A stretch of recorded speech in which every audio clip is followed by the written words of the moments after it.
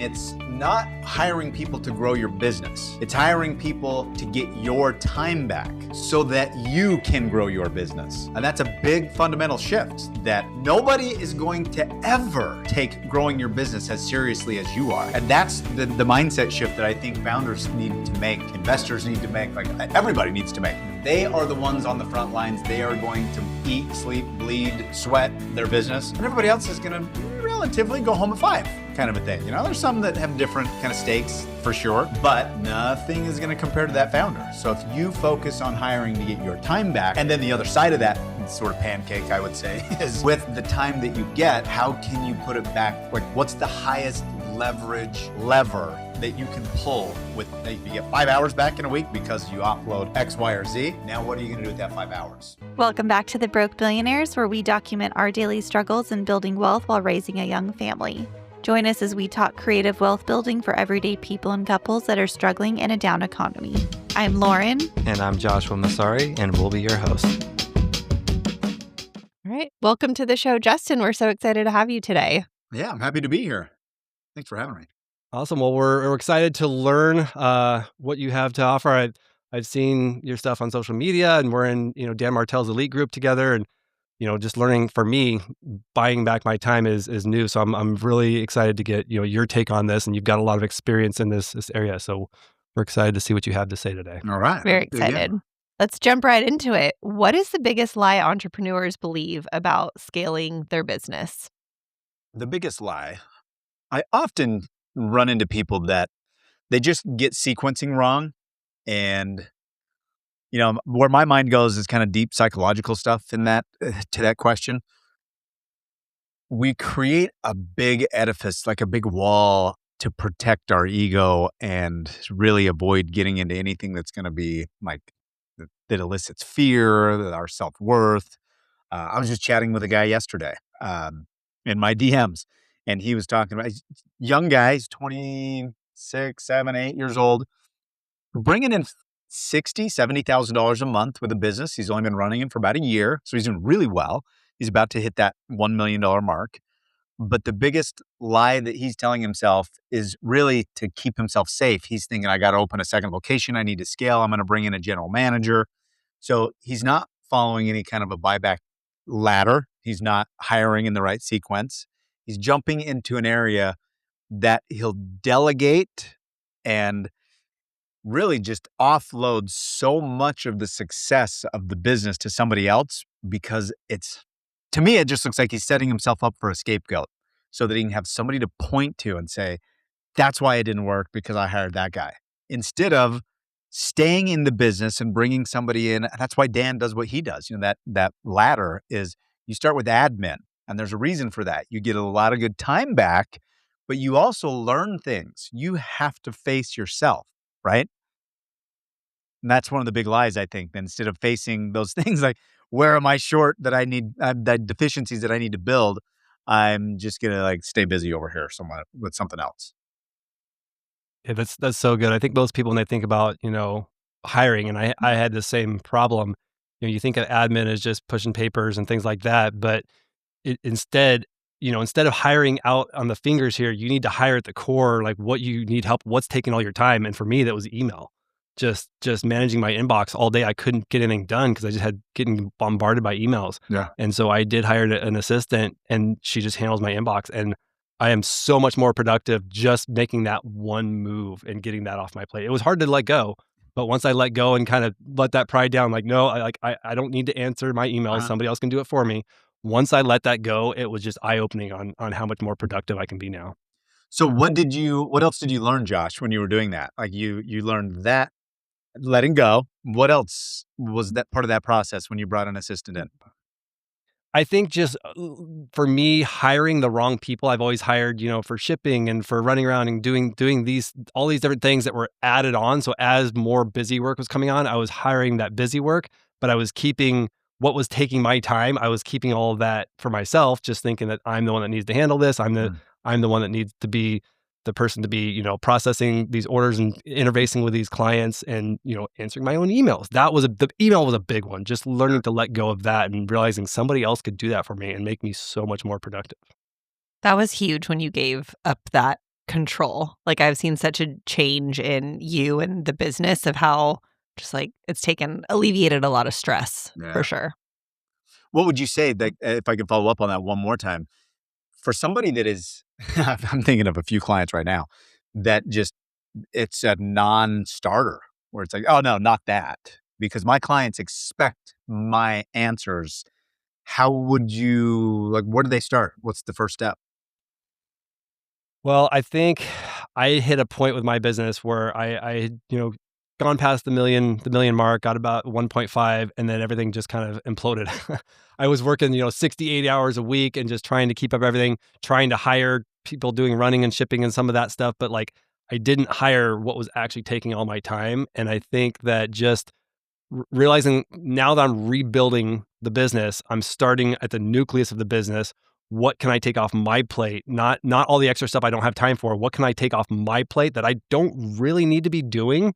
I just have this. I had this mindset that I'm the only one that can do this, and I do it better. But like Dan says, somebody else that can do it 80% as good as you is way better than you trying to take everything on yourself. And just getting that, like reading his book and getting that into my mind, like, okay, what I'm doing is not working. I've got to do something. It was humbling, but I'm like, I got to do something and make a change because I know I can't scale back up with what I was doing, the way I was managing it. Yeah, that's great. That's good. Good stuff for sure. I have a question. So for those that don't know, what is the ladder that Dan talks about? The replacement ladder? Go ahead. Yeah, that's the replacement ladder. I have something that I've been talking about similar, that's the delegation priority pyramid. And it's so similar concepts, and it's just starting, and it's very much the same flow, where you start with basic back office stuff and admin, and it's the sequencing of how to get things off your plate. But it's important to note, and Josh was just talking about this, the paradigm that you need to look at it through is what's key. And I think Dan does a great job of setting it up in his book and in all of his coaching and training and things that he does and speaking. And it's not hiring people to grow your business. It's hiring people to get your time back so that you can grow your business.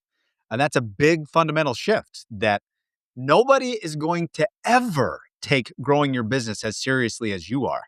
And that's the mindset shift that I think founders need to make, investors need to make, like everybody needs to make, that if they recognize they are the ones on the front lines, they are going to eat, sleep, bleed, sweat their business, and everybody else is going to relatively go home at 5, kind of a thing. There's some that have different kind of stakes for sure, but nothing is going to compare to that founder. So if you focus on hiring to get your time back, and then the other side of that sort of pancake, I would say, is with the time that you get, how can you put it back? Like, what's the highest lever that you can pull with? If you get 5 hours back in a week because you offload X, Y, or Z, now what are you going to do with that 5 hours? And so my personal thoughts are, I think you should put maybe one of them into some self-care, get a massage, like do something kind of, especially if you're feeling like you're burned out or kind of at the end of your rope and you're just like, that's a lot of the people I talk to. They come to me at that point. So I say, okay, let's take one of those hours and go do some self-care, a mani-pedi, a massage, baseball practice with the kids, whatever it is that you kind of feel like you're missing. And then you got 4 more hours. Can we average $1,000 an hour with those 4 hours? Because if we can, we'll definitely pay for a VA or an executive assistant or whatever. Yeah, that's that. You just hit on the nail on the head. So you just said, what can you do with $1,000 an hour?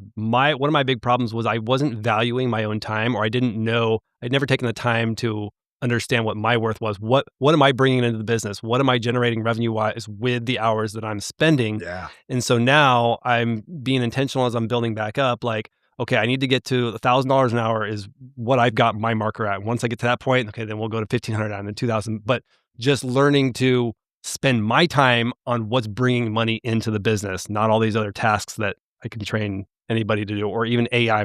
I'm implementing AI to do a lot of the order processing stuff that I was doing, or that I would need to hire somebody to do.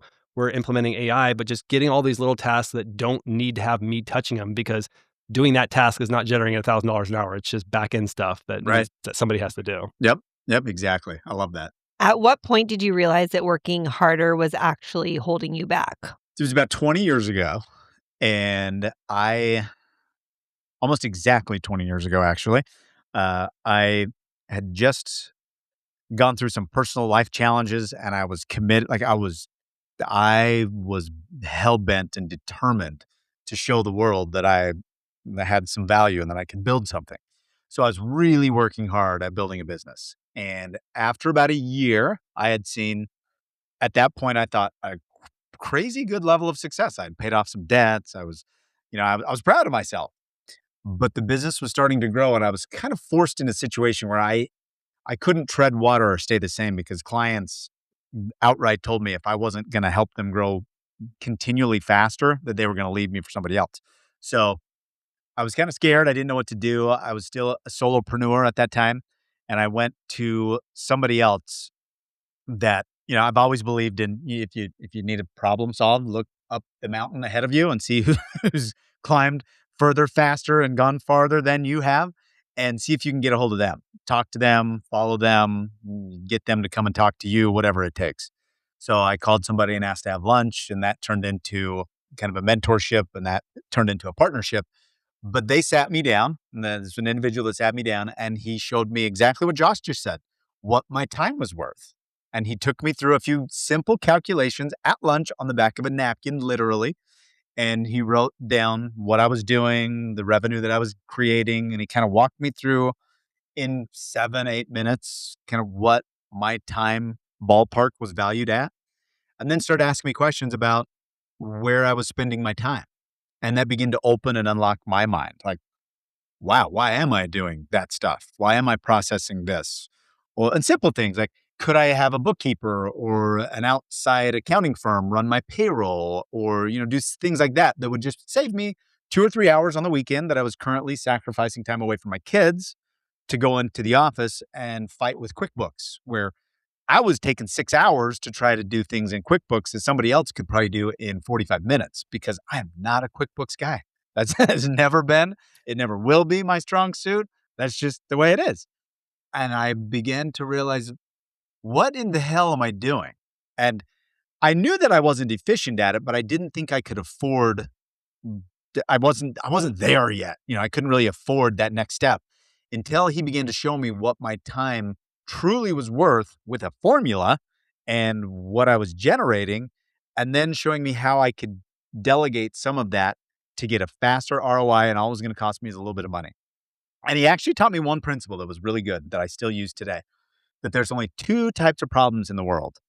And every problem that you ever experience can be boiled down to either a problem that you can solve with money or a problem that you cannot solve with money. And he taught me that we spend all of our time focused on the problems that we can solve with money. They give us anxiety. They tie us up in knots on the inside.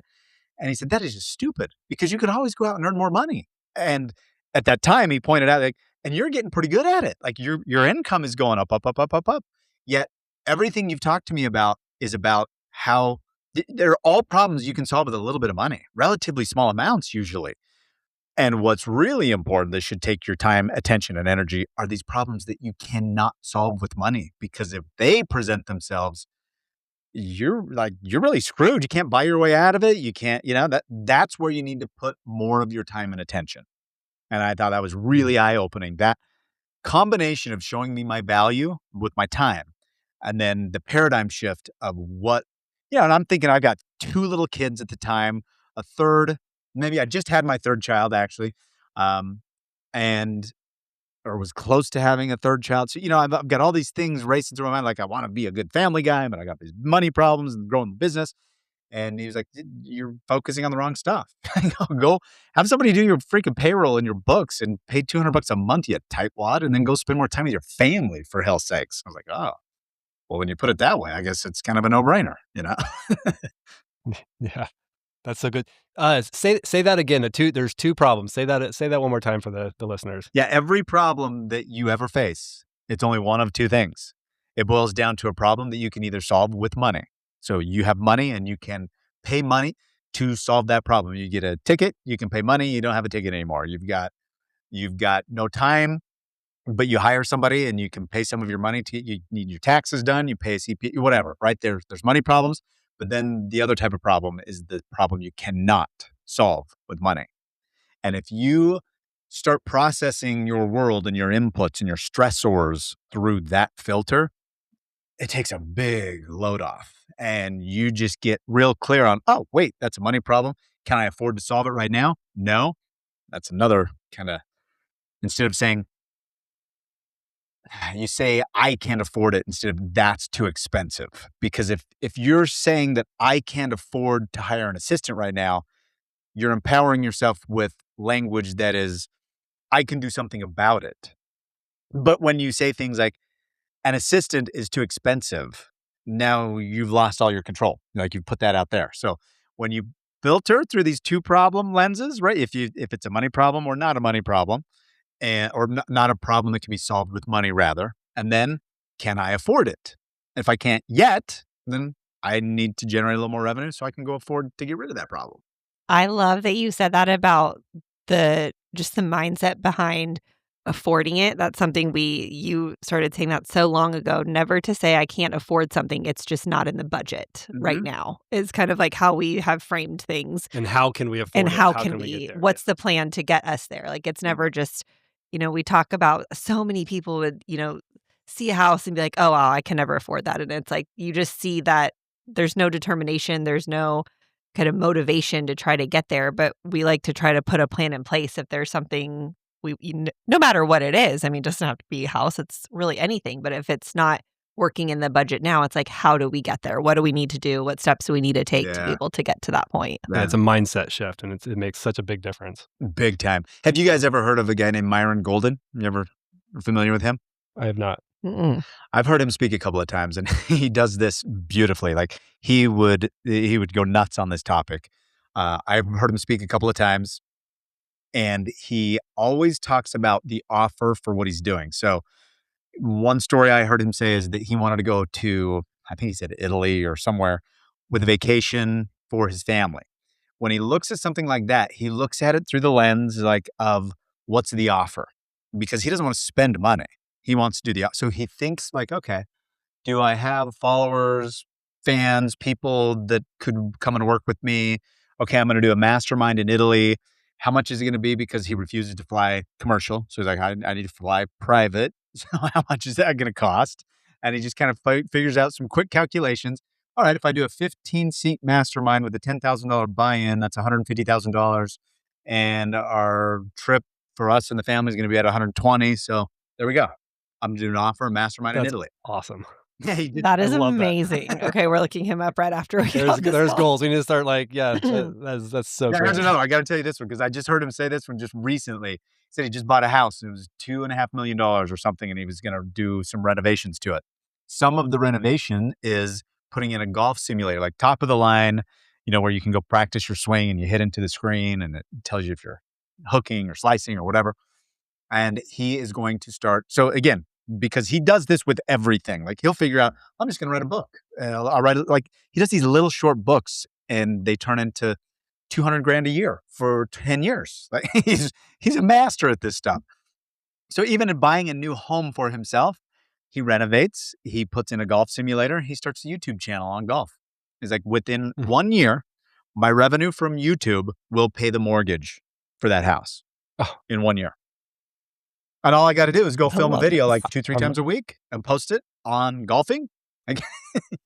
I love to His golf. brain is spinning right now. I can see your brain. We need a wave pool in our next house, and we'll start doing surfing videos with the kids, and then there we go. Oh, I love it. All right, let's shift gears a little bit. Let me ask you, if someone's business like collapses or implodes the minute they step away for a vacation or whatever, what does that say about that person's business? That it's just a one-person operation. Like there is no real structure to it whatsoever. And it's always going, like there's no real enterprise value to the business. Nobody's going to buy it. So what's your exit plan? And so many people that I talk to that end up kind of seeking me out are in that exact spot, Josh. They're 60 years old, 55 years old. They've been doing it for 20 years and they've been the glue that's kind of held it together. But now they're thinking, I can't do this forever, man. I want to start thinking about selling it. But this there's kind of this cognitive dissonance. They know that if they step away, everything starts to collapse. They don't see themselves staying there for another 10 years. And that's kind of like, what do I do? So that's where they haven't. That's back to that question that we were talking about when we opened here. It's bringing in, like, I think you said it like this. You kind of pointed to your chest and your torso, like, I needed to start building from the core. When you hire the right way and you follow the right sequence, yes, you get some of your time back and you can use that time for self-care, for growing the business, for pulling bigger levers that bring you more money. But it teaches you things. It teaches you how to let go. It teaches you how to inspect what you expect from other people. And when you hire in the wrong order, when you put people out in the field, in the delivery area, in the marketing or sales, you kind of stay in this seagull leadership sort of lane where you come in, you swoop down, you shit all over everybody, and then you swoop out of there, and everybody's like, "Well, that sucked. That didn't feel very good." You're not really building the people up, and then you have good reasons and blaming. You can always throw somebody under the bus, somebody that works for you. Well, if they would have just shown up, if they would have just done their job, this would have worked out better. But that doesn't give you enterprise value. It doesn't allow you to take vacations. It doesn't help you really grow your business in a way that gives you any freedom. Yeah, no, that's so true. Absolutely. Yeah. Kind of following up on that, what would you say the most expensive mistake you see founders make over and over again? Trying to shortcut, well, it's really hiring the wrong person at the wrong time. And I think the cause of that is entrepreneurs. Do you know that show MacGyver? Did you ever see that show? Yeah. Television show. This guy could fix anything, get out of any jam, and all he needed was a piece of gum, a toothpick, and a paperclip, right? And maybe some duct tape. And that's what I think entrepreneurs are. I thought it was just normal. I thought everybody was kind of like this. But my wife pointed this out because she doesn't really have the entrepreneurial gene that I do.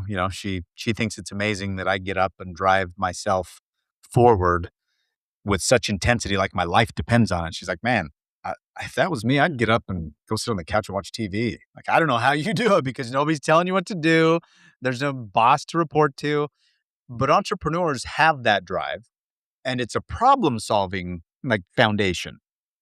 We do that when we look at problems in our business, though, too. And if we don't develop some self-awareness with that, or follow like a delegation stack, a buyback ladder kind of thing, if we don't have that, we will get ourselves in trouble with the very same skills that created that level 1 success in our business in the first place. We solve problems, so we look at the problem. Hey, I can't take off for vacation. I can't do anything. If I leave, the whole business starts to fall apart. So what do? We start to solve problems. The problem is we are romantics and we think that there's a unicorn out there that's going to come in and just ride in and solve every problem that we have. So we don't start thinking of EA, executive assistant. We start thinking CEO, general manager.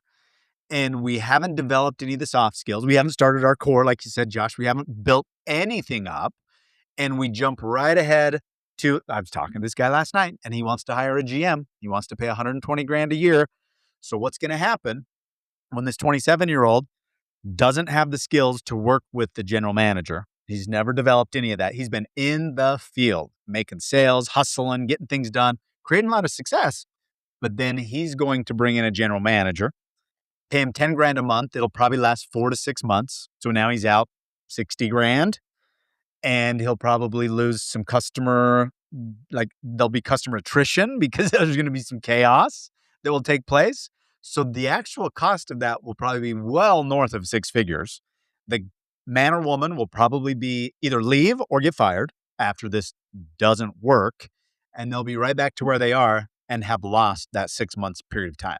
And that's the most expensive problem that I see people make again and again and again and again and again. And they'll do it once and do it again 3 months later. They just don't get it. Yeah, I've had businesses that failed, and looking back with what I know now, I know why they failed, and that what you're explaining is exactly what we did. It's like things were getting chaotic, so we hired a GM, and things didn't get less chaotic and it didn't work out. And then they just, they were there for maybe 6 months and didn't work out. And that's so true. Yeah. And what you're saying, I think, is why you see so many like successful entrepreneurs that have done really well, are bringing in a lot of revenue, but they secretly feel trapped because they can't step away. They are the core holding everything together, and they just aren't able to step away from the business. Yep. And it's that letting go. Like you described, you've gone through a process that was probably a little painful. Like it wasn't simple, but I think now, based on what I'm picking up, your vibe is you would say that it's worth it. Yeah. I can see I'm still rebuilding, right? So I'm still kind of like rebuilding it, but I've got more structure now. And now it's like, okay, I've got more time and the business is still operating at the same level without me having to be so involved in everything. So that's what it's doing, is freeing up my time. I'm rolling out a whole new program. I'm completely new line. I'm able to actually have time to do that, which I didn't have that before because I was just running around getting pulled in so many different directions. And it sounds like your wife is appreciating it too, right, Lauren? Like you can see some positive signs with this. Oh, absolutely, I can. And just you physically being at the office. I mean, you're out and about so much. You've been able to go be out and about without having to come back and be at the office as late and having to go in as early. And yeah, I mean, in 2021 was when I kind of hit the height of my revenue, but I was working 20 hours a day. I was literally sleeping 4 hours a night. And I started hiring and delegating and stuff, but I was doing it wrong. So I was getting stuff off my plate, but it wasn't the right stuff. So now that I see that, there's been some pullback and now as I'm rebuilding, I'm like, okay, I need to build this so I can scale without it taking more of my time. Yeah, so I definitely see that. Okay. So let me ask you this. What's something that you've had to unlearn in order to grow? Harder or more doesn't equal better. Like, to stay with the same topic that we've been on, that was a big thing. I, like you, there was days, 2-3 days a week that I was truly, literally hitting 20 hours at work. And I mean, that's what forced my hand. That's why I looked up that mountainside and found somebody ahead of me, because I was at that point and I kept pushing a little more, a little more, a little more. And then I'm pretty sure it was when my wife told me that we're expecting our third child that I thought, okay, I'm killing myself at work. I'm proud of what I've done, but this isn't what I had in mind. And so I had to go through that same process that you're describing. I had to begin letting go, and I had somebody there to help guide me through that process. But it didn't happen naturally. It was very unnatural. And I had to let go of working harder and just working more hours is not how it was beginning to keep me lower. It's when I learned how to let go and then grab, and it's really about these levers, right? I use this analogy. I was pulling 100% of the levers in that first company, all of them, because it was just me. There was only one person. And when I began to bring other people in, I put some people on some levers, and then I was shown how to just focus on these 3 or 4 that were bigger. Every time you pulled one, $100,000 came out, or it was a trip across the world with somebody to land a new account for a week. And it took all this time and I spent 50 grand like whining and dining, but I got a new account and it brought in $5 million that year. I mean, that's a lever that actually didn't suck pulling. It was kind of fun. It's kind of nice to do that. But then I came home and there was a team that could now take all the smaller levers of, delivery and execution and fulfillment and bring those things to pass while I was going to the next lever to pull or going to coach Little League Baseball, which I wouldn't have had the opportunity to do 2 years before that. Not a chance, not even close. And you wouldn't have had the opportunity to go wine and dine if you were still pulling all those levers. 100%. Like letting go gave you that opportunity that you wouldn't have had otherwise. Bingo. And see, that's the thing that a lot of people miss. I can't afford to bring that person in. I'm so busy with all this other stuff. So I heard it said really great the other day, and I can't remember where I heard it, if I was a podcast I was listening to, but we calculate the cost of action all the time. Oh, if I do this, it's going to cost this. If I hire an assistant, that's going to be $30,000, $50,000 a year. I don't know if I can afford it. What we rarely do is calculate the cost of inaction. And that's exactly what you just described, Josh. It's a perfect illustration. If I don't hire an assistant so that I can pull more of these $1 million levers, how much money will I have left out there that should be flowing through my company this year? And if you begin to calculate that, then you can start to see where your time is really best spent. Yeah, the opportunity cost is 10 times what the actual cost is. For sure. Could be. Yeah. If you had to rebuild from scratch, what is one thing that you would stop doing immediately? Probably anything that, well, I guess it depends on what scratch is. I, I I think I've learned the lesson of having an assistant and doing one of the best examples of an assistant that we talk about the money part of it. We've talked a lot about it so far. But I had an assistant that scheduled a day for me. This was only like a year ago, I think, maybe a year or two. And I had an appointment that I was supposed to go to get my blood drawn. I've been putting that off because who wants to go do that? That wasn't fun. There was a guy that had been asking me to go to lunch for months, and I've been blowing him off. And then there was 3 or 4 other things, 1 or 2 that I kinda wanted to do. And when I was in between assistants as this was kinda coming together, and then I onboarded a new assistant, and I just turned it all over to them. The cool part was they didn't bring any of that emotional baggage to all those tasks. They didn't care if I got my blood drawn, right? It's not a needle going into them, it's going into me. The same with the guy that I've been trying to just like, I'm not, no, I'm busy this week. So one day, as this assistant was just getting up to speed, she hands me a post-it note, just a simple, like tiny, right? 2 or 3 inches squared. And she said, "This is your day today. You've got some errands and things to take care of."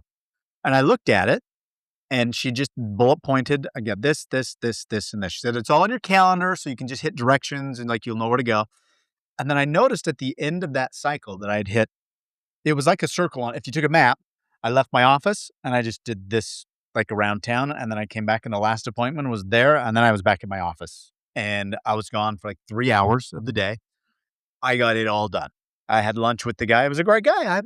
I had all this stuff in my head. It was totally stupid that I'd been putting it off for 2 months. I got my blood drawn. I did all the stuff the doctors wanted. I ran some errands. I signed some tax documents. All these things that had been put off, I got done in 3 hours, had a good time, and had lunch. And I would have done none of that.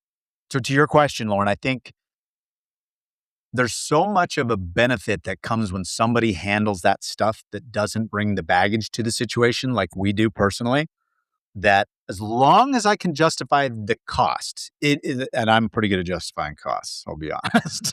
But if I can justify the cost, that's what I would definitely let go of right out of the gate because I know if I can keep my eye on the prize more and not let these emotional things get caught up, I'm just a master at creating these stories of like, well, I can't really do that right now because I'm busy. And that arm's length away, it just keeps me productive. It keeps me engaged. It keeps me taking care of what I need to. And I don't get to tell myself the story. I just grab the post-it note and I go check it off the list. I'm done. I like that. Yeah, that makes sense. Um, what systems do people obsess over that don't actually help early on? I see a lot of people getting hung up on perfection and Mhm. plans and anything that there's so many, but there's an underlying cause or there's kind of a root beneath whatever the facade is that seems to be on the surface. And that root is to avoid the action. So if it's sales, for instance, like I'm not spending time in sales, you'll see that people are trying to create systems on how to keep track of their CRM better, how to get better leads, how to interview and screen marketing agencies so that they can get better leads. When in reality, the amount of time they spend on sales is like 10 minutes a week. And so I'm not even sure what to call that, but they're I spent. think it's almost like analysis paralysis that you're referring to. We see that a lot. And I need to have the perfect system or do something perfect, but never actually taking action because you don't have the perfect thing set up. And Yeah, it does. It does. Like that perfectionism but sometimes it's not even that. It's really just I'm going to avoid this thing that I think it comes down to rejection. That's why I mm, think we do that. Like is a psychology, like a trait in our human psychology, is that anything that has this risk of rejection or being seen as a fraud or as a just failure, that we will do a lot of things to put distance between that outcome and us. And if we peel back the layers of that onion, we'll see that, oh, really, all I needed to do was allocate 2 hours every day to make sales. I mean, that's the first system that they need to put in place. But it could be with accounting. I see a lot of it with accounting because I've been running a bookkeeping business and helping people with their finances because of some of my background, which is ironic because it's not my strong suit. But because I did that in my first go at it, I totally turned a blind eye to all those things, and it cost me everything. Tens of millions of dollars, 5 years in litigation, tax returns that had to all be redone, like just crazy, crazy stories.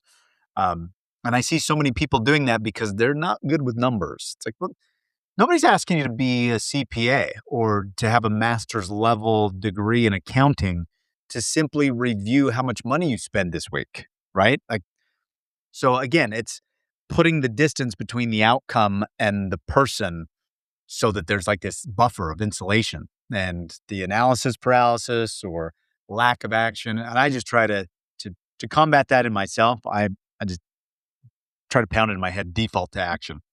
We got to do this stuff Yeah. to make sales. We need to come up with scorecards. We need to come up with a system and a playbook and all these things. Like, whoa, hold on. I'm just going to spend 2 hours every day on sales, and then I'll see if any of that's bullshit or actually holds water. And usually I find, it was just the time. It's the number of swings in the batter's box, so to speak. Like if I'm not taking swings in sales opportunities, no CRM is going to do that for me. Yeah, that makes sense. I want to go back to what you were saying when you mentioned kind of back when you were starting, you had young kids.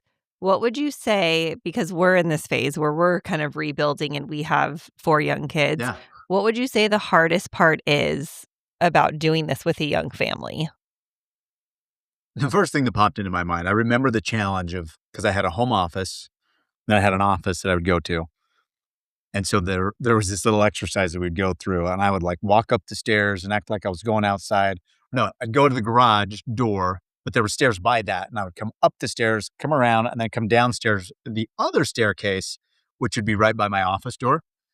And so we'd go through this exercise like Dad's going to work, and the kids were like, I'm pretty sure I hear him in that room. What's going on? But it was like when I go to work, that was one thing that was kind of hard. It's like when Dad goes to work, he goes to work. Like it's not just, there has to be a boundary there. It's not, can you come help me with this diaper change? Nope. If I'm in there, that's just where I am. That was a tough one. That was a tough one on our marriage. It was a tough one. There was another time that just preceded that where I recall my wife being very pregnant. And I've felt the pressure of everything coming down on me. And I told her that I needed to get away for a little while just to try to think clearly and think straight because I was just feeling like I was getting stretched really thin. And I remember her standing there with an enormous belly, very, very pregnant, little kids running around. And she goes, "You're going to leave now? Uh, and you're going to go where?" I was like, "I don't actually know. I'm just gonna find a hotel and you'll be back when?"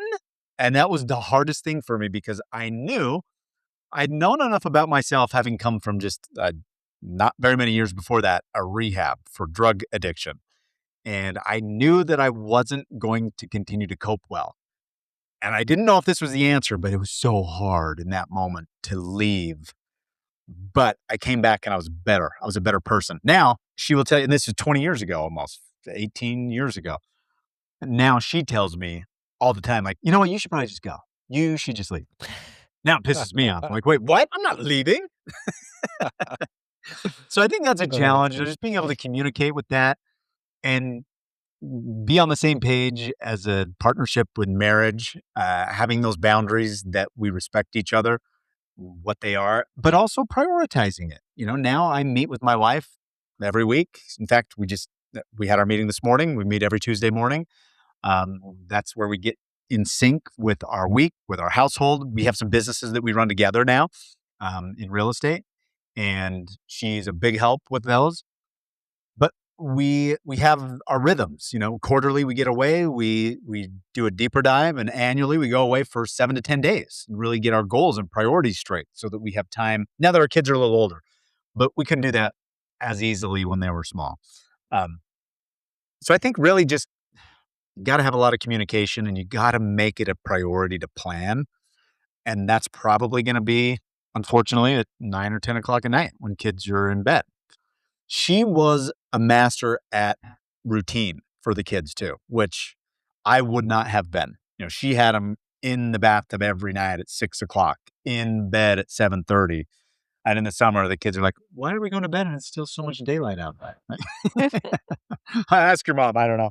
So she was really good at that, and that's what kept us sane. That's what gave us time to connect, time to communicate, and it was really healthy for the kids too. Um, and then just knowing, I'll say the last bit, your kids don't fall on the sword and say it's for your kids and never be there for them. That's not what they want. They didn't ask you to do that. And so often, I know as a man at least, I don't know if this is the same with women, but I know I use that shit all the time. I was like, well, I'm doing this for the kids. And then I realized my wife wasn't asking for the things that I was trying to provide. So having those boundaries, I remember I got an assistant, and then I got a home manager, a home assistant that helped her, that came in for like 35 to 40 hours a week. And it was very inexpensive relatively, and it took a lot of things off of her plate so that she didn't have to run all of that on her own. So we had some balance there, and that gave us time to connect and stay. So if you can afford that, like that was the next thing financially on that ladder going up. It was get some of my time back, get rid of some of those tasks.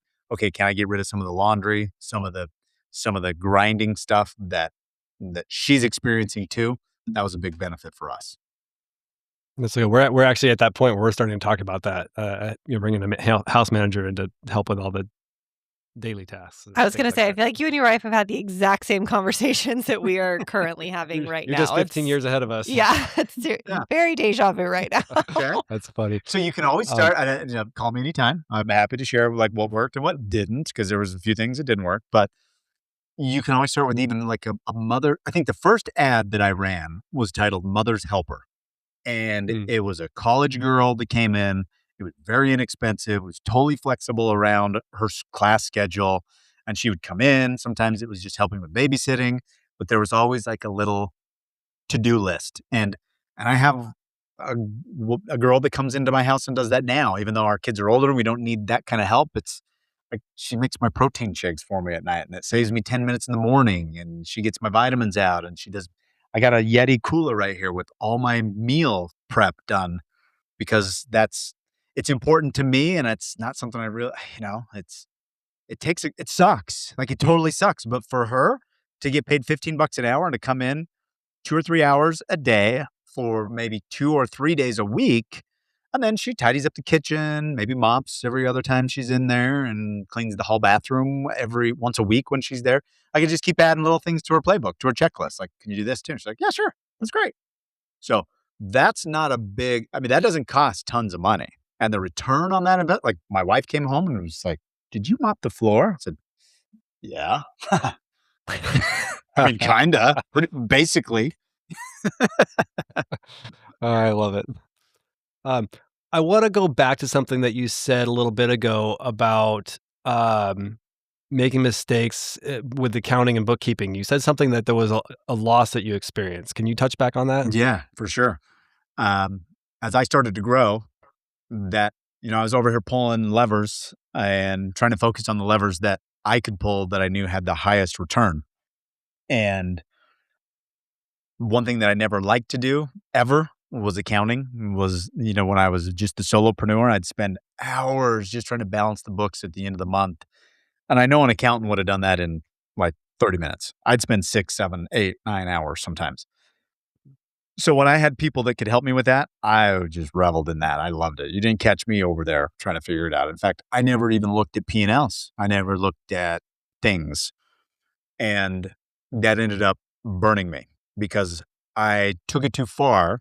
And that's what I help a lot of founders with now. And it's how I kind of started this version of my business that I'd been in for the last 10 years, is in the middle of, well, the short version is, and you can unpack, we can dive into as deep as you want to go, but there was, I don't actually know how much, guys, was taken because after 5 years of litigation and a team of forensic accountants, attorneys, tax specialists, like we dove deep into all the details as much as possible, but we couldn't track everything. We found over 225, I believe, like shell corporations that these guys had set up, and we're just shuffling money, like payments here, here, here, here, that looked like vendors, right? They just kind of blended into everybody that was getting paid. And we were doing a lot of revenue. We were 80, $90 million at some points with all the entities. And there was multiple, 6 or 7 entities that were active and all creating a lot of cash flow. So to peel off $5,000 here and to pay that entity just sort of blended right in. And we came up with what I remember, I think $16-15 million that we had tracked, but knowing, I mean, we would need another 10 years. And, there's a diminishing returns on continuing to try to find everything. Because even if you win a lawsuit in a case like that, you don't get your money back. You just get a judgment that says, oh yeah, you were right and he was wrong. And now what do you do? So I probably wouldn't even have pursued any of those things, except for these same people were also responsible to file tax returns for all these businesses that were my businesses. And it turns out, it doesn't matter if somebody takes your money and files fake tax returns. If you own the business, it was your responsibility. And the IRS says that it's your job to pay back taxes, and you failed to do your duty during the time the revenue was coming in. So in order to try to figure out how to get a grasp on that, I had to go back through and try to piece. That's the ironic part. For 5-6 years, I never looked at any of the financials. Just was like, oh, okay, that sounds good. I'm sure that's right. Okay, fantastic. Just kind of yes, yes, yes. But then the next 5 years, I spent putting the pieces together from the previous 6 years, like every day for 8 hours. That's pretty much all I did was review tax returns, profit and loss, spreadsheets, email correspondence, like just trying to figure out what the finances of the previous 5 years actually looked like. So not only did you lose that income essentially just stolen from you, but then you owed taxes on it too, because those were never paid. Yeah. Oh and my gosh. It was millions of dollars. And it was millions of dollars that was now 6, 7, 8 years past due. So there was penalties. There was interest accruing every day. It was crazy. It's the hardest thing I've ever faced outside of, man, it was just a constant white knuckle fight through day to day. What am I going to do today? How am I going to, I got to start the day and be like, okay, I got 1,000 pages of depositions to go through today, and just try to underline and say, nope, that wasn't true. And then find a reference to an email that pointed out how it wasn't or where it was, or it was crazy. Yeah. How did you mentally handle that? That's a lot. It was. I actually moved to Vermont at the beginning of that. I moved into a town of 3,000 people. And it looked like a postcard. There's bears literally wandering around in the yard. Like there's trees. It's just a beautiful natural scene. I think if I wouldn't have been there, and then I picked up, I learned how to meditate. I had a really rigid morning routine where I'd get up, I'd meditate, I would pray. I got just this process. I learned early on that I needed to forgive what had happened, because I could feel myself ruminating. Like every thought all day long was about how could he, how could they bring them, all these things. And I realized after about just a few months of that it was truly poisoning me. And I knew I had to figure out some way to forgive. And that's kind of got me into meditation. I've always kind of liked that stuff, but this got me religiously practicing. I never missed a day. Every single day, 20 minutes every day. I did weird shit too, guys. I would try to learn how to focus my mind. I remember there was a period of 6 months where I would drop matches into 100. I counted out 100 matches, and every day My exercise after meditation was to try to just drop the match into a box and watch it fall. And the only thing that sounds crazy, but my goal was to not let my thoughts wander off. Just be like, the match is dropping into the box. The match is dropping in. And I'd start with the box that was full of matches and I'd drop them into the empty box until I was done. And just to try to get through that exercise without thinking about squirrels and purple elephants and lawsuits and the IRS that wanted to crucify me and the whole bit. Yeah, I didn't realize what I was unpacking when I asked that that question there. Well, what's the one thing that you would recommend anybody else, like, kinda getting to that point, outsourcing that, all the accounting, like, how do you prevent this from happening? What's the one thing you need to have in place so that doesn't happen to you? I would say if you're trying to bring in a partner to take things off like that, be very, very careful because what you're probably doing is avoiding something. We've talked a lot about that today. We'll hire a GM to avoid dealing with, I'm not really good at delegation, right? So just know that I guess underneath all these things, whether it's in accounting, hiring a GM, is it's a progressive process. You do not need to be, well, in this case, the numbers, you don't need to have a master's degree in accounting to just start. Look at it. And we do some of this in Dan's group where it's like, look at your scorecard, right? Like spend time every week, but it just needs to be some time. So put 30 minutes a week on your calendar to look at your financial scorecard. And I remember doing this with some guys that I had met. I moved to Hawaii after the lawsuit was all done. I was like, okay, I'm done.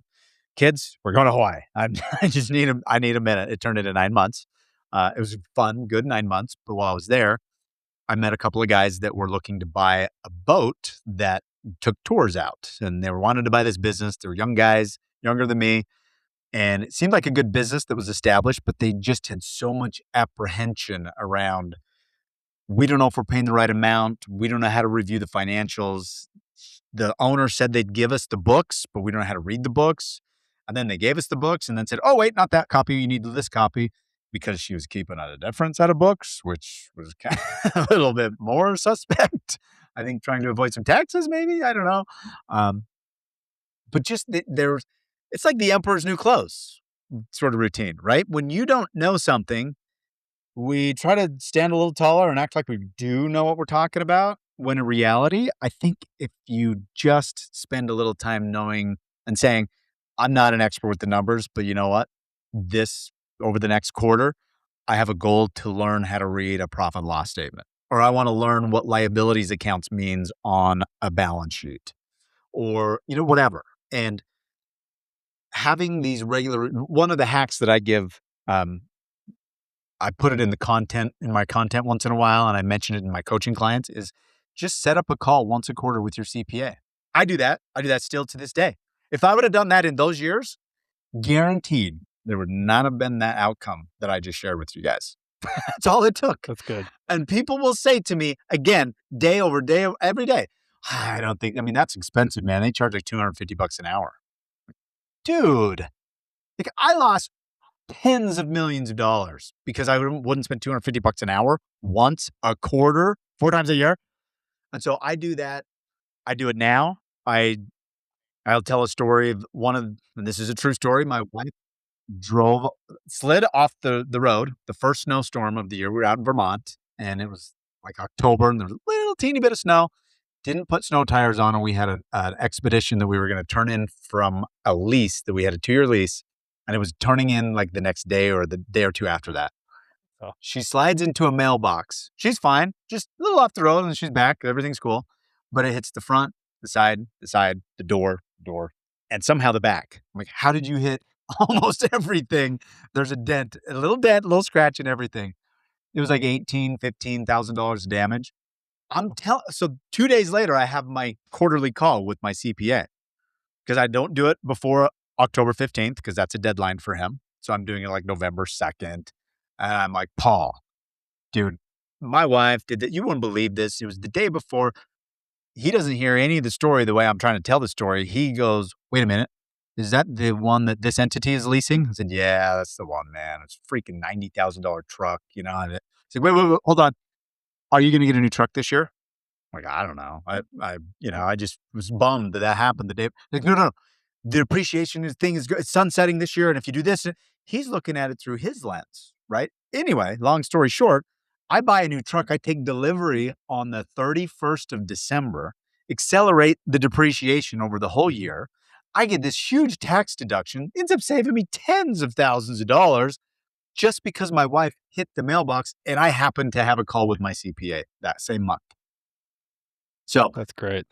that's a good example that you don't have to be, don't try to be a CPA, and you don't have to have the emperor's new clothes either. You don't need to be a professional. You just need to talk to them, and you need to have rhythms and routines that keep you in a good place so that that happens regularly. Because if it's accounting, like you'll never see me jumping into a spreadsheet. You'd be like, hey, you guys want to have a good time? Let's open Excel.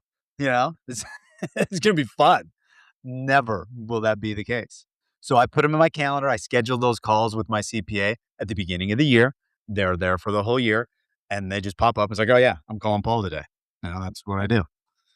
And because of that, It's so good. Lean on the people that know what they're doing. For yeah, now sure. he has context, and I could tell you a lot of stories on the opposite side of that, where people don't show up because they don't like it, just like me. They don't like the numbers. They don't like the accounting. They don't like taxes. So they show up on April 13th. And they think they're going to get good tax advice. And it's the first time they've talked to their tax professional in a year.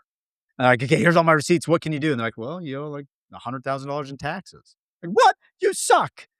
Well, they have no idea what you're dealing with. They have no context. They don't know what you're up to. It's like you've given them all this stuff and they have 32 hours to get it all filed. You're going to get shitty results that way. Yep. Yeah. So true. So true. All right, Justin, tell us about your coaching program and what you help business owners do and accomplish.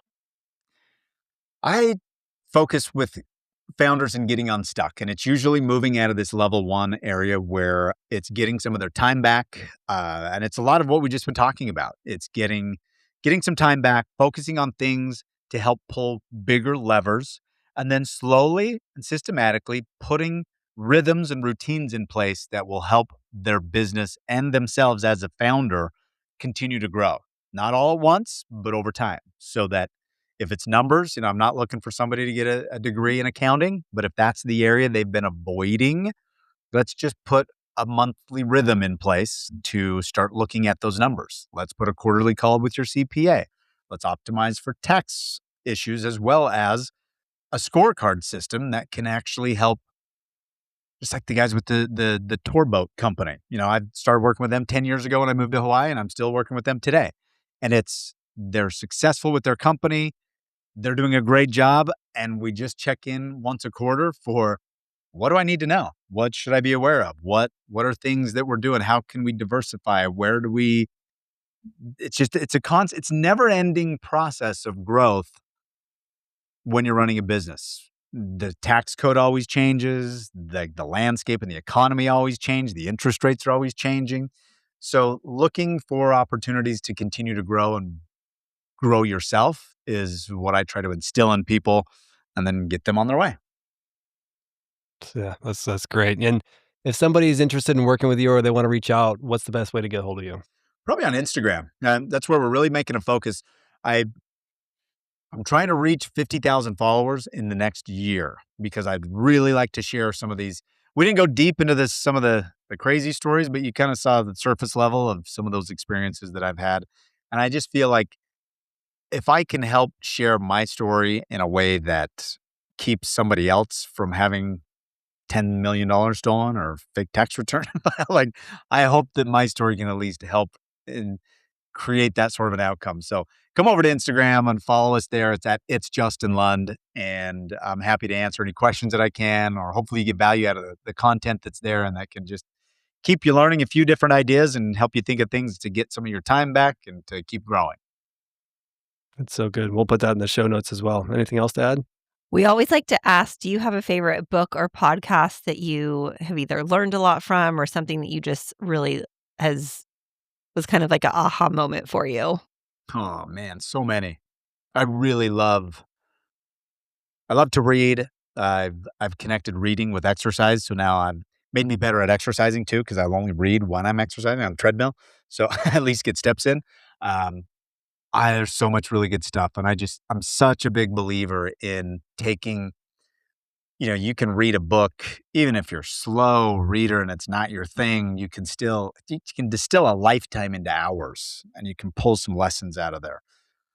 I have so many favorites, from Getting Things Done with David Allen to Work the System, Sam Carpenter. Um, some of my most, like the ones that I go back to again and again and again, are probably How to Win Friends and Influence People with Dale Carnegie. Such a good one. Yeah. And it's such an easy, fun read. I've read it, I don't know how many times. And it helps with sales. It helps with business. It helps with mindset. It helps. So there's definitely some that I really like to revisit and come back to again and again. I got into Wayne Dyer in Hawaii. I lived in the same building as he did. And so I got to meet him, and I read a bunch of his books, and I got to go swimming with him every day in the ocean. That was kind of cool. While he was still alive. So, and he's got some good stuff that get a little bit into the more spiritual manifesting things, but I'm into that. I kind of like it too. So yeah, I think that's how I'd answer the question. Love that. Awesome. All right. Well, hey, we really appreciate you coming on the show. This has been eye-opening. A lot of good tidbits in here for people to take. So Good. Thanks really for having me, appreciate your guys. time. It was great chatting with you. All right, guys, get out there and make it happen. Thanks for listening. This has been a production of Rebuilding the Dream Studios.